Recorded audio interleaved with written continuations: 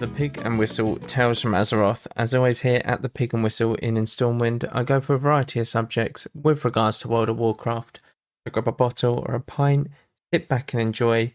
This episode will be going over the 11.2 PTR patch, what it entails, what it is, what's going to be coming with it, and everything in between. As well as I'm going to be covering something that is to do with the podcast itself, and that will be towards the end of the episode. So please, it's going to be something that's important to the episode or going forward. So if you're interested, please keep to the end and keep a listen out for it. And I do too. I do keep people up to date on the Twitter, or X as it is now. So do drop me a follow over there and I can keep you updated on what is happening. But let us start with the weekly news as always. We have Aggregation of Horror as well as the Godfather as our world bosses for the week. They can be located within the Ringing Deeps as well as the Undermined. We have BFA Timewalking as well as Delves as our bonus events. BFA Timewalking is new, and this essentially is Battle for Azeroth dungeons in a time-walking sense, so you can get multiple things from that expansion for time-walking badges, and these are different cosmetics, mounts, reputations, etc. As well as delves, you get extra pieces of loot for completing the delves this week, so make sure you are doing that as and when you want to. Classic Ashran is your brawl for the week. Classic Ashran is simply Ashran, but they remove the reinforcements. Therefore, the only way that you can win, and the only win condition, is if you defeat the boss, okay? And this is essentially something that could never happen, or it could happen within 5 minutes. So, yeah, it could go on for a while, or it could, finish very quickly, but usually the Classic Ashran goes on for a longer period of time. So, 11.2 has obviously been announced, and it is going to go into PTR. If not now, I think it will go into it very soon. I'm just double checking to see if it was on PTR now or if it's going to be next week, because I wanted to check that. No, it is on PTR right now. Okay, cool. So, it is currently on PTR. They're doing raid testing, I think, in July mainly. And the end of the raid testing is July 16th or something. I believe it's something around that. 18th, there we go, July 18th. Yes, I believe so. So I would imagine that this comes out on the 22nd of July or the 23rd. The patch, that is. So if you're looking to complete anything like mythics or a certain rating in PvP, you want to be doing it by the end of that date. So make sure that you are staying tuned or keeping up to date with that. Now, the patch itself is called Ghosts of Koresh. Koresh is a planet that has been destroyed essentially by the Void... Is he a Void Lord? I think he's a Void Lord. Demencius. Okay? Now, we have actually encountered Demencius in World of Warcraft before. But it's a very low-scale Demencius. The place in which we encountered him was back in the Burning Crusade, back in 2007, in Netherstorm, and it's one of the sort of end missions in Netherstorm if you are following the entirety of the Netherstorm campaign. And it can be overlooked, and it's just not seen in retail at the moment, really, like ever, because you usually out-level some of these zones quite quickly. So we have faced Demencius, and this whole patch is about trying to stop them from bringing him back, essentially. The Ghost of Koresh is available for testing, and this is what it entails. You continue the War Within campaign. So in Ghosts of Koresh, the campaign continues as more pieces of to a troubling puzzle fall into place. With the release of this content update, players will be able to immerse themselves in the War Within story as it leads up to the next chapter of the World Soul Saga, Midnight. So Midnight being a very void-heavy, so it seems, expansion. And what better way to sort of introduce us to the Void than to have a Void Lord in Demencius being the final boss of this expansion? And a lot of people are saying that it isn't going to be a final boss. It looks final bossy, okay, for the expansion. It really does. I get that it might not be the final boss you wanted. I get that it might have been Xal'atath that you want, but Xal'atath to me screams like a midnight final boss, or a final boss at the end of all of it, at the end of the saga. Okay, that's what Xal'atath screams to me, and I'm hoping that it is going to be one of them. You're going to have Iridikron most likely as the second last boss in Midnight, is my guess, because Iridikron just wants to destroy the world and the Titans and all of that, and this will allow that to open. Iridikron will be our link to the last Titan, which is the third expansion of the trilogy. And I imagine Xal'atath is going to be the final boss. Yeah, I just think so. And we'll obviously have the whole, oh yeah, Illidan's back kind of arc in that at the end of the Midnight expansion. That'll be good. I'm pretty sure Illidan's coming back. You can't have a last Titan without bringing back all of the Titans that are currently chilling, having a picnic with Illidan right next to them, can you? So he'll be coming back for sure. Now, I really hope that it's the same voice actor, by the way. He does such a good job with Illidan's voice, and he's absolutely amazing. He kills it. He absolutely kills it, the voice. And it's so iconic. It really is. So, there's some unfinished business to be had on Koresh, and a spectre of an old enemy looms large. Forces with ill intent are determined to bring forth Demencius, the all-devouring, once more to finish off the Ethereals. Should he arise, Azeroth will also be in peril from this dangerous Void Lord. Hey, I got it right, it was a Void Lord. So, yes, Demencius essentially engulfed the planet of the Ethereals. The Ethereals being the people who are wrapped up in sort of bandages. That is their race. They are Ethereal, and their planet was Koresh, and so it was destroyed by Demencius. Explore the shattered world. Home of the Ethereals, Koresh is a fragmented, void-touched world, just waiting for players to explore what remains of the little-known land. With shadowy forces working towards bringing Demencius back into the world, players will need to gather their allies in a bid to put a stop to him and his followers. You'll fight alongside Illyria Windrunner and her mentor Locust Walker, among others, to end the clear and present danger he poses. Players will also have the opportunity to explore Tazavesh, the Veiled Market, work towards restoring the ecosphere in the ecodomes, go phase diving, and more. So, Tazavesh, you might think, oh, I know that name. Tazavesh is a dungeon that was in Shadowlands, and it was one of the Ethereals. Tazavesh is for the Ethereals, and where they trade a lot of the goods across the cosmos kind of deal. They can, from this, port Tazavesh into the sort of afterlife or any sort of plane that they want. Now, how they do this, no one knows at the moment, but kind of makes sense. It didn't belong in the Shadowlands, not at all, so it makes sense that they are able to just keep porting, but I didn't know that they were able to port into the Realms of Death. That one's a bit crazy. So, the return to Tazavesh, the Veiled Market, it's not just a dungeon. In the Koresh content update, Tazavesh has been brought from the Shadowlands to serve as a home base for adventurers. Glowing, glimmering shields of energy protect the city from the dangers of the cosmos, beyond allowing the many survivors of this land to have a degree of safety behind them. Yes, it's so cool. It's cool. You know what this gives me? It gives me the same feeling of...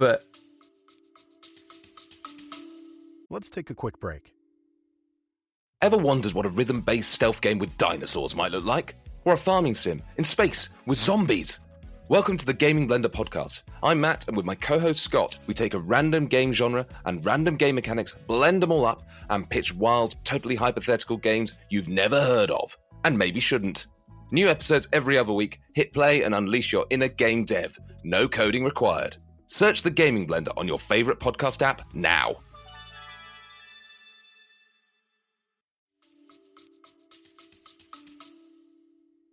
What was it? Not Korthia. The final zone in the Shadowlands. I've forgotten the name of it. You know where the sepulchre of the first ones is? That land.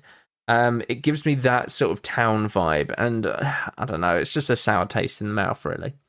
You'll forge through the campaign, gather allies, hunt down the mounting threats found in Koresh, and set the stage to take on Demencius himself, all from this iconic ethereal and broker hub of activity.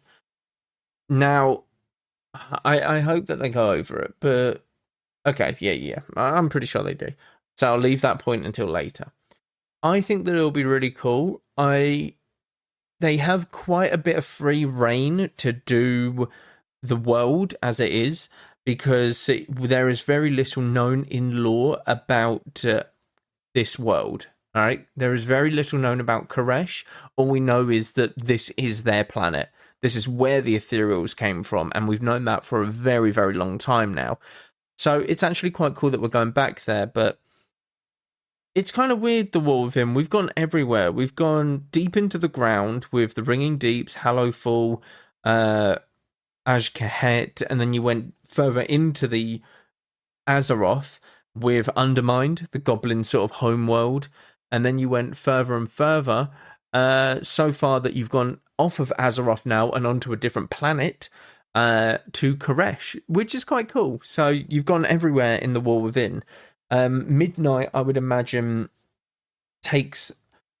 I don't know. My thoughts for Midnight is that Demencius is going to somehow go to Azeroth and plunge it into a void sort of darkness, and this will revamp the entire world and allow us to play in old Azeroth, but just in the current expansion. That's my thoughts on it, because they did hint that Demencius, the size of him, is the size of Stormwind, and I get that they're just doing a comparison, but it would be kind of cool if he did just attack Stormwind. Kind of like Garrosh in the mythic version of Garrosh Hellscream's boss fight, where he teleports and he sees a vision of himself destroying Stormwind. Okay, that raid fight. So it would be kind of cool, but it comes to fruition. He does manage to encase the world in void. You know, I would like that be the case, and you have these sort of safe havens with Silvermoon being revamped, and you've got the Exodar, well, not the Exodar, and the Draenei making a new city in Kalimdor, and you have Silvermoon in Eastern Kingdoms. These are your two main hubs for Midnight. You know, it would be really cool because you have two light protected zones with the Draenei and the Exodar, or the new city that they're going to build, and then you have Silvermoon with the Sunwell and all of this stuff. They're very sort of prominent points that have never featured in WoW to a very big degree. So this is their time to get that sort of the light, almost to have the light shone on them. Yeah, for an expansion, and I think it would be really cool to have, to be honest. So the Reshi Wrap. Oh my god. Wraps upgradable artifact. There we go, we got there. Harness the power of the Ethereals and see the world through their eyes. An artifact cloak. Hold on, don't judge it yet. Reshi Wraps can be used to, try and say that a few times quickly, can be used to transform into an energy form, much like the Ethereals, and interact with the world in a new way. You use these wraps to take on a new type of content, phase diving, as well as use them in the Manaforge Omega raid, the open world, delves, and more.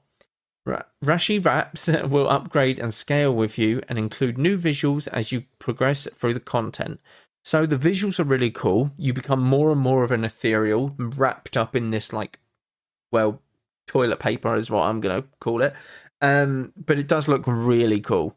It really, really does. And people who want to look like that, I'm sure there'll be a transmog for it, and I think you'll be really happy with the look of it. I just worry that this artifact cloak is going to impact everything, and that if you don't upgrade it, you're going to constantly be behind, kind of like artifact weapons or Azerite powers or anything like that. It's not great. I just hope that it isn't sort of conduits or from Shadowlands where you have to do this, otherwise you will fall behind. They need to make sure that there is a catch-up mechanic for those that cannot do it. Okay, they really need to make sure of that. And I'm sure they will. I'm sure they would have learned from their previous mistakes with that. But it does look good, and I'm very curious to see the phase diving and the way that they implement these mechanics. I think some mechanics are essentially you become a ball of mana, okay, and you can phase through certain things within the raid. Like certain mechanics that require you to turn into this ball of mana, and I'm hoping that it looks visually really cool and it feels just as good to use. Okay, that's all I hope. I really hope that they do well with this. Wrap up and go phase diving. So this is one of the things that you can do with the wraps. Enter untethered space by using your Reshi Wraps to experience a whole new aspect of Koresh. You'll experience new creatures, objectives, world quests, and some new mechanics, all within this overlay of the world. You can expect to see anything you normally would in a world, such as treasures, rare mobs, or objects, but there will also be some unique opportunities to be found, such as warrants. Aid the constable of Tazavesh by hunting down notorious monsters for fun and profit. I swear to God, if this is how I make my gold in the next patch, I'm fine with that. It's a bit annoying that it's PvE based, but I'm fine with that. It sounds alright. I'm not sure what phase diving is, though. It doesn't really clarify it. It kind of just feels like it's another way to get around the map instead of... It's kind of replacing... What is it? Oh my God, dragon riding. But I'm perfectly fine with that for a patch. I think that it's very good and kind of needed every now and again, because we're going to have a lot of dragon riding probably in the next expansion. And it makes sense that they're playing with these different things. They tried it in the Undermine with the car, and I think that was quite effective. So I'm hoping that they do this, and it's going to be just as effective, same with the car and dragon riding going forward. New system, ecological succession. Help Venari? Yes. Yes. Venari is one of the best characters. Not best characters. Her character wasn't great in the Shadowlands, but I love Venari's voice actor. Venari's voice actor is so good. Again, it's Anna from Overwatch and many other things, but honestly, such a unique voice and such a cool voice. Absolutely amazing. I hope it's her, but there's many different things that might not have her being the voice actor for it because of altercations and stuff like that in the past.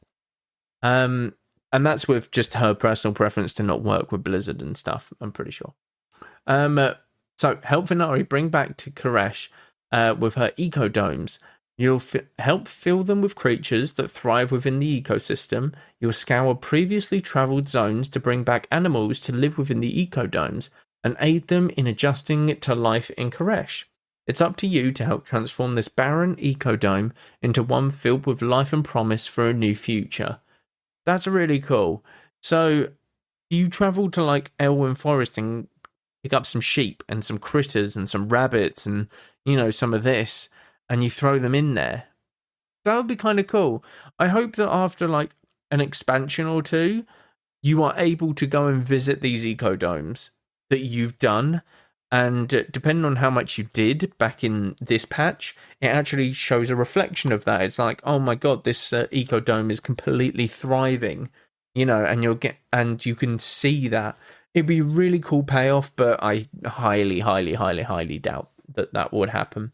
Yeah, it's still a really cool feature, and I think it's trying to get people out there to different zones, like older zones, to be like, oh, this is an old zone from WoW for people who never really got to experience that. So that's fine. The Maniforged Omega Raid. A massive facility built upon the planet to harvest cosmic energy. Players will fight their way in and through this raid dungeon, to take on the Shadow Guard Ethereals who have set their efforts towards reviving Demencius. You'll join with your allies to ultimately fight Demencius in a cosmic battle of truly epic proportions to stave off what could be the end of Azeroth as we know it. Oh, when I read that, I got goosebumps. I feel like we're going to revamp old Azeroth again. That's a revamp of old Azeroth if I've ever seen one. Oh, that'll be good. These are the raid bosses. Plexus Sentinel, Lumithar, Soulbinder Nazindri. Pretty sure I said that right. Forge Weaver Ares, the Soul Hunters, optional encounter. Fractilus, Nexus King Sauhadar, and then Demencius, the All-Devouring. So you have an 8-boss raid, one of them being an optional encounter. The Soul Harvesters are the ones I want to talk about. These are the optional ones. This is a council fight, and it's of 3 Demon Hunters. You have 1 Vengeance Demon Hunter, 1 Havoc Demon Hunter, and then you have a Shadowy Demon Hunter. Now, for those of you that obviously don't know, Demon Hunters only have 2 specializations. I think, and a lot of people have obviously thought this as well, that this is an indication that there's going to be a 3rd Demon Hunter spec. And it's going to oh my god, the words, and it's going to do with Shadow. And this would be really cool. I really hope that they do this. And it's long overdue. Demon Hunters have needed that 3rd specialization for a very long time. And I'm glad that they are finally getting that. What this means, though, is that they will need to redo the hero talents as well for Demon Hunters. Because you're going to have Havoc and this Shadow Demon Hunter. What's going to share the hero talents for that? What's the Vengeance and Shadow Demon Hunter going to be? And then what's the Vengeance and Havoc Demon Hunter going to be? You know, these sort of things. So they're going to have to redo the hero talents as well. What we've in Season 3, obviously, you have multiple dungeons, and you have a new dungeon, Ecodome Aldani. Okay? This is a 3-boss dungeon where you'll encounter a variety of creatures, including Devourers who are consuming the life found there. You'll also face the Wastelanders who have dug in and learned the purpose within their ecodome. This new dungeon will be available immediately on every difficulty pretty much. The dungeon bosses obviously are called Azhikar, Tabat, and Awaz. Awaz? Yeah, we'll go with that. Soul Scribe. That one's easy. I could do that one. These are the 3 bosses in the in the dungeon. And for the dungeon pool for the Mythic season, you have this Ecodome. You have my one that I really enjoy, Halls of Atonement. I like Halls of Atonement. You obviously have both Tazavesh's, so Streets of Wonder and Solia's Gambit. Arakara, City of Echoes is back. Dawnbreaker is back as well. Priory of the Sacred Flame and Operation Floodgate. These are the ones returning for Season 3. There is a new delve called the Archival Assault. Found within the Azure Vaults, within the Dragon Isles, you'll encounter Ethereals, Ethereal Pirates, and Brokers who are plundering the delve. Using the Reshi Wraps, you will unlock unique challenges, gateways to bosses, or challenge rooms. You may also get a glimpse of your friends within the delve, as well as even mourn them as you observe their ghost from where they died. This feature will be available in a later PTR build. So, if you die in a delve, you'll be able to actually spectate your friend, is what I'm kind of getting. I think so. The delve boss for this season is going to be Nexus Princess Kaivesa. And this boss was in the very first raid tier, about the 6th boss in or something. And essentially, all she does is disappear. She doesn't actually die, she just walks away. And this is going to be your delve boss for this week, okay? You can get 2 new toys as well as the delvers. Oh, or these are the toys. The delvers mana-bound Ethergate open. Mana-bound Ethergate opens a portal to return to the Explorers League in Dornagal. And oh my god, these words. The Etheric Branmorpher, summons an ethereal transmorpher that can change your appearance. Oh, that's cool. It's a transmog toy. That's cool. I like that. New world boss, Rashanor the Untethered. The Ethereals of Koresh first witness this destructive maw of the void after Demencius' attack. They believe Rashanor has manifested as their eternal punishment, for it comes back around to keep eating them and their planet as it grows infinitely bigger over the years. Quite simple.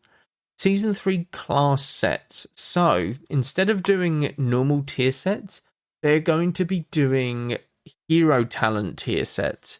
This means that your class will have 2 different tier sets for your specialization, You will have one tier set that is one of your hero talents, and you'll have another tier set which is the other part of your hero talents. Okay? So this means that you can get 8 pieces of set, but essentially it still be 4 set for one of your hero talents. That way you can dip in and out, and I really hope that they make it so that you can get 2 a week with the converter thing, because if you start going with one of them and you realize, oh shit, I actually need the other hero talent set, it's not going to feel good. It really isn't. So hopefully that changes. But it's still very good. Very, very good. The PvP updates, there isn't a lot, and it's sad to see. But they'll also be able to undertake new world quests to vanquish their foes on Vanquisher's Wake Island. This new point of interest is a perfect spot to hang out for those seeking to go toe-to-toe in some outdoor PvP battles. So this is where you'll get your bloody tokens from the start of the week. Very simple. I do really hope that there is more to that for PvP updates. And that's all I can say on that matter, really. Obviously, there are a lot of hero changes or talent changes, but there is way too many to go over. They are also adding extra cursors. So a grabbing hand, inspect, drive, and resize. These are the cursors that have been added or improved in resolution, which is really weird. But that is it for the patch. It's looking good. I genuinely think it's looking good. I'm glad that it's coming out in July, and I really want to see what Midnight is going to bring. Okay? I hope that as soon as they release this patch, they go, look, so grateful for you guys to stick with it. This is what we have in store. And it shows the Midnight, what is going to come in that patch, okay? And when pre-patch might be, potentially. I really hope they give us updates on that.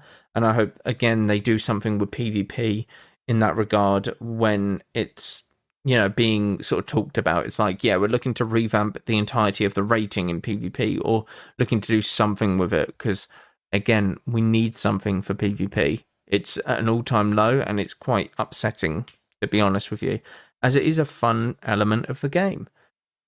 That is where I'll end it for this episode.